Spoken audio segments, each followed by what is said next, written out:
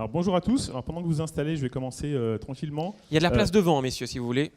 L'idée pour aujourd'hui, c'est, contrairement à un certain nombre de présentations, de ne pas vous parler de notre application, mais de vous parler de la manière, notre expérience sur l'intégration de nos services au sein d'une autre application, en l'occurrence principalement Facebook Messenger, et puis de partager avec vous ce qu'on a appris et comment on a pu lancer notre premier chatbot de dating il y a quelques mois avec Facebook. Les présentations ont déjà été faites, donc je ne vais pas revenir dessus. On va passer assez vite. Tu peux étaler le temps qui s'installe. Hein. Mais on fait partie du groupe Match qui agrège un certain nombre de marques de dating à travers le monde. Vous reconnaîtrez certaines autres marques comme Tinder, Plenty of Fish ou OkCupid qui sont aussi disponibles en Europe et qui appartiennent au même groupe. Pourquoi je vous parle de ça? Pas uniquement pour vous parler de nous, mais aussi pour vous dire qu'on a une politique de partage de best practices, notamment sur l'innovation au sein du groupe, et qu'on est en lead, on est référent sur le sujet chatbot pour le groupe au niveau mondial. Quelques données aussi sur le groupe en Europe. Donc on opère une dizaine de marques à travers l'Europe, à travers 15 pays, et on est un business d'acquisition. Donc on fait énormément d'acquisition clients, puisque par nature, nos clients, s'ils trouvent l'amour et s'ils trouvent des contacts, ensuite ils nous quittent. Donc il faut sans cesse renouveler notre base d'utilisateurs. On fait un gros focus aussi sur la relation client et sur l'engagement, puisque à titre d'exemple, on envoie une quinzaine de millions de mails et de push par jour. Et puis on est devenu progressivement le premier organisateur d'événements en Europe. Donc on fait à la fois du online et du offline. Donc ce que j'appelle des événements, ça va être des dîners, des happy hours, des voyages, des cours de cuisine, des cours de danse, ce genre de choses qui permettent aux célibataires de se rencontrer in real life. Donc l'histoire de Mythic, ça a été principalement d'évoluer à partir d'un site, qui est un site desktop à l'origine, vers un ensemble de services disponibles multi-écran, multi-device. Donc comme tout le monde, on a fait du mobile web, on a fait des apps, on a bien sûr rendu nos services disponibles sur tablette, sur smartwatch l'année dernière. Sur les events, comme je l'ai dit, donc du online et du offline. Et donc il nous a semblé naturel, au moment où les bots ont émergé et qu'on a pu enfin déployer nos services sous cette forme, ça nous a semblé naturel d'aller investir sur ce sujet et de travailler, de concevoir et de déployer nos premiers bots. Alors, pourquoi avons-nous investi des ressources spécifiquement sur ce sujet dès que possible, dès le démarrage? Pour 4 raisons principales qui sont liées typiquement aux applications de messagerie dans lesquelles vous allez trouver ces bots. Le premier, c'est bien sûr la dominance et la pénétration dominante de ces applications-là sur les smartphones partout dans le monde. Hein. On est, je pense, à plus de 90%, quel que soit le pays, de smartphones qui vont être, sur lesquels on va retrouver une application de messagerie. Et même en termes d'usage et de rétention, les applications de messagerie sont de loin les applications les plus utilisées par les gens équipés de smartphones. Donc ça, c'est le premier point. C'est aussi important, à la limite, d'être dans une application de messagerie que d'être pré-embarqué en tant qu'app native dans un device. Ensuite, en termes d'installation, vous êtes tous confrontés au jour le jour à la difficulté et la friction du parcours client d'installation d'une app. Je clique sur une pub, par exemple, j'arrive sur une page Store, je télécharge l'application, je dois la retrouver, l'ouvrir. Google ne s'est pas trompé, puisque Google a poussé notamment un concept d'instant app. Donc je vais cliquer sur un lien et je vais streamer une app pour commencer à l'utiliser sans téléchargement. Donc tout le monde sait que le téléchargement constitue un élément de friction dans le parcours client important. La beauté avec le fait de pouvoir développer et lancer des chatbots, c'est qu'à partir du moment où vous cliquez sur une bannière, par exemple une pub, une URL, directement, en un clic, instantanément, votre bot va être installé dans la conversation de Facebook Messenger ou d'autres applications de messagerie. Et donc en un clic, vous êtes présent, accessible à l'utilisateur. La distribution, ce genre de service est social par nature, by design, puisqu'on va être effectivement à un clic de partage avec ses amis Facebook ou ses contacts messagerie. Et puis un autre élément fondamental pour nous, on a évolué depuis quelques années dans une direction de design de nos services, notamment de nos apps user-centriques, c'est-à-dire vraiment associer l'utilisateur à toutes les étapes de la conception de nos services. Un bot, c'est justement par définition user-centric, puisque typiquement, quand vous allez regarder les performances de votre bot, on y reviendra tout à l'heure, ces performances-là, ce n'est pas uniquement des taux de drop-off, des taux d'erreur, des taux de conversion. Vous allez réellement voir les conversations entre votre utilisateur et votre marque et votre bot, et donc réellement comprendre là où ça pêche, pourquoi l'utilisateur ne comprend pas, pourquoi il est bloqué, pourquoi il abandonne. Et pour compléter, le fait d'aller investir justement de l'énergie sur cette nouvelle façon d'interagir avec nos clients, ça nous semblait aussi extrêmement bien corrélé avec notre ADN, puisque on est sur des interactions de type conversation humaine. Ça permet, via une conversation, d'aller définir, créer son profil, enrichir son profil. Et une de nos forces, c'est bien justement d'avoir des profils plus complets que certains de nos concurrents. Ça permet aussi d'avoir davantage d'engagement émotionnel avec le client via une conversation plutôt que via une interface plus froide. Et donc, pour rentrer dans le vif du sujet, je vais vous montrer, donc c'est Lara. Lara, c'est la personnification de notre premier bot. Entre-temps, on avait aussi lancé Tom, donc, qui était un homme, mais finalement, on a conservé uniquement Lara, car elle fonctionne à la fois bien pour les hommes et pour les femmes. Donc je vais vous montrer une courte vidéo de présentation, avant de rentrer vraiment dans le détail avec Xavier. Un point que j'ai oublié de mentionner, notre parti pris, ça a été dès le départ de travailler sur un cas d'usage qui est de l'acquisition client. Donc le premier cas qu'on a lancé sur le bot, c'est pas de l'engagement, c'est pas du suivi de commande via Messenger plutôt que par SMS ou par mail. C'était vraiment se créer un profil à partir de rien, directement en discutant avec le bot. Ah, on n'a pas le son.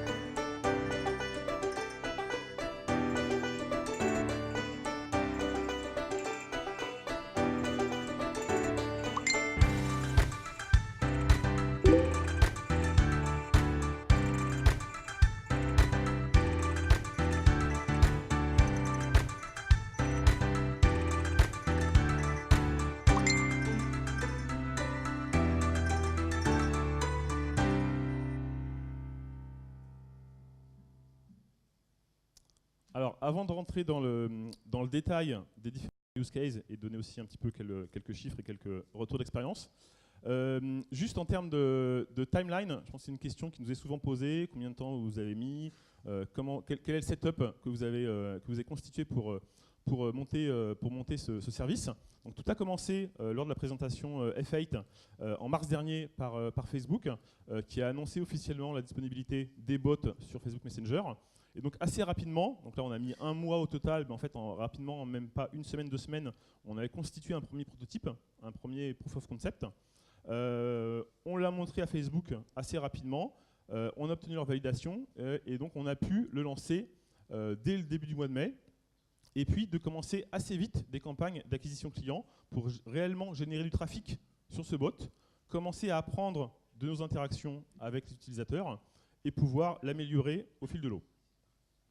Ensuite, on a eu le plaisir aussi de pouvoir annoncer ça chez Facebook France en juin, à l'occasion de la visite de David Marcus, qui est VP Messaging chez Facebook. On a ensuite étendu le périmètre, on en reparlera aussi un petit peu, au-delà des apps, même si c'était au départ très très centré mobile. On a aussi déployé ce bot sur la partie desktop, donc vraiment une approche multi-canal, multi-device. On en était déjà à plus de 10 000 inscriptions en septembre, et donc ça continue à augmenter puisqu'on a commencé à le déployer aussi à travers l'Europe, mais Xavier en reparlera. Et puis on a commencé aussi à implémenter de nouveaux use cases. Donc il y a des sélections de profils, il y a les events, mais assez récemment on a aussi commencé à travailler des cas d'usage service client, qu'on a intégré sur la partie desktop récemment. Et je vais maintenant passer la parole à Xavier pour rentrer un peu plus dans le détail sur les use cases. Rebonjour à tous. Stéphane vous l'a bien dit au départ, la clé pour qu'un bot marche, c'est qu'il faut des utilisateurs, il faut de la data. un bot progresse que s'il a de la data. Soit il progresse lui-même via ce qu'on appelle du deep learning, soit c'est des humains qui vont analyser les conversations et vont faire en sorte que le robot soit plus pertinent. Donc la clé au départ, quel que soit votre MVP, c'est d'avoir des utilisateurs. Alors comment est-ce qu'on fait pour avoir des utilisateurs? Alors on a un petit peu tweaké l'outil DAT que je pense que vous connaissez tous très bien de Facebook, où on a réussi à faire en sorte que quand vous cliquez sur Send a Message, alors vous êtes renvoyé sur une page intermédiaire et vous êtes directement redirigé vers Messenger, ce qui nous a permis, via une campagne de pub ad classique de Facebook, de générer des premiers utilisateurs. Facebook est en train de lancer en bêta et on a le plaisir de pouvoir travailler avec eux là-dessus. L'outil qui permettra de zapper cette étape intermédiaire et de pouvoir directement d'une pub arriver sur Messenger pour pouvoir s'engager directement avec l'utilisateur. Je reviens encore là sur Stéphane et sur le côté totalement seamless. Le fait d'avoir le moins de friction possible nous permettrait, on l'espère, d'avoir un taux d'engagement et donc des performances, des KPI plus intéressantes. Une autre façon qu'on a trouvée, et c'est Stéphane qui l'évoquait avec les sites, et qui nous permet aujourd'hui de générer beaucoup d'inscrits.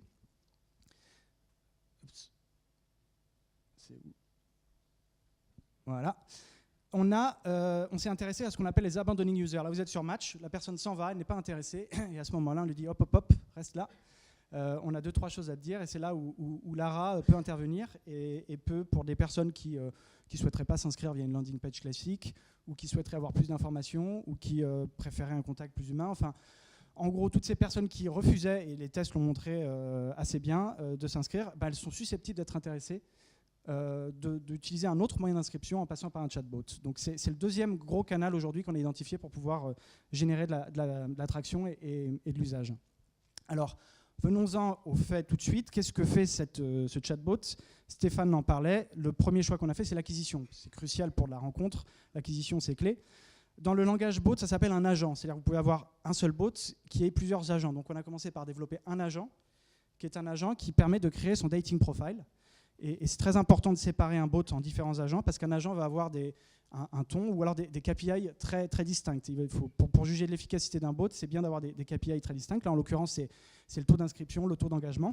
Et donc là, on va poser des différentes questions, on va chercher à engager l'utilisateur. Alors là, j'ai fait le parcours idéal où je réponds ce qu'il faut, mais on essaye, et c'est là où la data est intéressante si l'utilisateur répond à côté, où il y a des fautes soit d'orthographe, ou cherche autre chose de les traiter. Ça prend du temps. Voilà, traiter des patterns de date, des codes postaux. Si la personne n'est pas en France, qu'est-ce qu'on répond? Donc là, l'idée, c'est qu'on va collecter des informations qui seront effacées automatiquement si la personne ne choisit pas de créer son compte. Voilà, il faut prendre en compte les différents emojis de Facebook. Là, on va récapituler toutes les infos qu'on a pour l'instant récupérées de l'utilisateur. On va lui demander son email pour finaliser son inscription parce qu'on a besoin d'avoir un identifiant pour l'utilisateur. Et à ce moment-là précis, bien sûr, toujours poursuivre la loi, on propose les CGU, et si la personne clique sur créer mon compte, dans ce cas, le compte est créé à distance, c'est-à-dire qu'à aucun moment il a été sur un de nos sites ou une de nos apps. Le compte est créé, on lui propose d'envoyer une photo s'il le souhaite, qui partira directement en modération, comme s'il l'avait posté directement depuis le site. Et à partir de ce moment-là, on va lui proposer un certain nombre de profils, qui, s'ils cliquent dessus, le redirigeront aujourd'hui vers du mobile web ou du desktop, demain vers l'app directement en deep linking, directement logué, connecté, il n'a pas besoin de se reloguer, et il peut directement s'engager avec la personne qu'il souhaite. Et l'autre intérêt, là, qui est propre à Facebook Messenger, c'est que juste après, on lui demande s'il souhaite recevoir ses profils une fois par semaine. Alors là, on demande même une fois par jour, il choisit la fréquence d'utilisation. Et là, c'est l'autre feature qui est intéressante et qui est propre à Facebook Messenger, c'est qu'on va proposer tous les jours, toutes les semaines, l'utilisateur choisit. Alors il faut faire très attention, bien entendu, Facebook surveille le taux de spam, et si on passe un certain taux, on pourrait être exclu. Donc on propose une sélection où la personne pourra voir les personnes et s'engager avec elles si elle le souhaite. Alors, on a d'autres features qui sont aujourd'hui en ligne. Je vous parlais d'agents, en fait, c'est des autres agents. Il y en a un qui va bientôt être en ligne, c'est le website onboarding. L'idée, c'est qu'une fois que la personne arrive sur le site ou sur l'application, c'est pouvoir lui donner quelques conseils, lui poser quelques questions pour l'aider à s'onboarder sur le service. Alors, l'Access to Event, qui est un des piliers de Mythic aujourd'hui, on permet aux utilisateurs d'avoir accès à tous les events via le bot. Et surtout, le plus important et celui qui est aujourd'hui le plus encourageant, et d'ailleurs tous les use cases de bot aujourd'hui reviennent naturellement avec celui-ci, c'est le Connect with Care. C'est-à-dire que le service client est clé dans notre service, et il y a une partie qui peut être automatisable, dans laquelle on peut trouver des patterns. Et dans ce cadre-là, le robot, enfin Lara, peut permettre de répondre plus efficacement, plus vite, en renvoyant vers les bons liens. Et si elle atteint ses limites, dans ces cas-là, elle renvoie vers un service client humain. Et aujourd'hui, on l'a lancé très récemment, et on est extrêmement satisfait les premiers résultats sont très encourageants. Alors, on voulait finir en partageant avec vous quelques enseignements qu'on a pu tirer suite à ces premiers mois sur le bot. Le premier, qui est assez important, et Facebook a eu, notamment dans leur lancement, alors on travaille sur Facebook, mais on travaille aussi sur nos sites, c'est d'être transparent. C'est-à-dire que les gens, c'est assez paradoxal, c'est-à-dire que les gens savent qu'ils sont sur un bot, mais pourtant ça ne les empêche pas d'apprécier une relation humaine avec lui. Ils vont dire merci au bot, alors qu'ils savent pertinemment que c'est un robot. Donc c'est quelque chose d'intéressant. Il faut à la fois être transparent et pas mentir et faire comprendre que vous êtes un robot qui est programmé. Donc si vous avez un bug, vous pouvez faire le ton de l'humour. Mes programmateurs ne sont pas encore au niveau. Enfin, vous faites ce que vous voulez. Mais il faut garder un ton humain. Mais dans tous les cas, la transparence paye. On l'a vu, nous, dans les annonces Facebook. Les annonces Facebook, in fine, génèrent plus d'engagement, de monétisation, si on est transparent. Le deuxième point est aussi très important. Alors, il ne faut pas aller dans l'excès inverse, mais il faut le plus possible proposer des choix restreints et faire en sorte que ça soit le plus simple et avec le moins de friction possible pour l'utilisateur. Dès que si vous demandez trop souvent à l'utilisateur d'écrire directement, déjà, souvent il est feignant, donc il ne le fait pas. Et puis aussi, il y a des cas que vous n'allez pas forcément traiter au début. Alors, ça ne veut pas dire qu'il faut uniquement faire ça, parce que le wow effect, vous n'allez pas l'avoir là-dessus. Vous allez l'avoir s'il a posé une question à la personne et la personne répond et vous êtes capable de traiter ce message. Mais en termes d'efficacité, il faut trouver la bonne balance entre le wow effect et l'efficacité, mais en termes d'efficacité, le plus vous mettez dans un funnel dans lequel l'utilisateur n'a pas de choix, le mieux ça performe. Le troisième learning qu'on a pu avoir et qui est, à mon sens, absolument passionnant, c'est qu'aujourd'hui, on développe une intelligence, quel que soit le médium. Alors, sur Facebook Messenger, on n'a pas le choix, ce n'est pas nous qui choisissons la couleur des boutons. Donc, la seule façon qu'on a d'itérer et d'améliorer nos performances, c'est le ton, c'est la façon dont on parle et la pertinence de ce qu'on dit. Et ça, c'est passionnant parce qu'on va peut-être arriver dans lequel les littéraires reprendront le pouvoir, dans lequel la traduction prend un poids qui est d'autant plus important. Je vais vous donner juste une petite anecdote. On fait énormément d'A/B tests sur le ton de la voix. Du coup, au lieu de faire des A/B tests sur des boutons, on fait des A/B tests sur ce que dit Lara.